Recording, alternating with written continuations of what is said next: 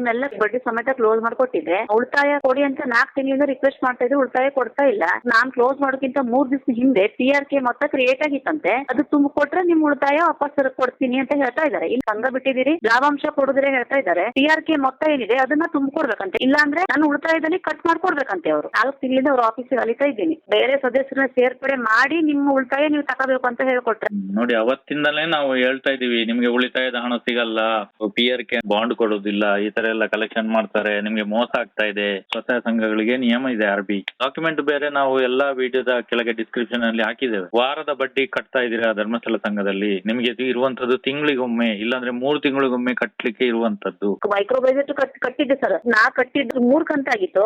ಅವ್ರು ನೋಡಿದ್ರೆ 2 ಕಂತು ಹೇಳಿ ನಂದು 3ನೇ ಕಂತು ಗುಳುಂ ಮಾಡಿದ್ರು.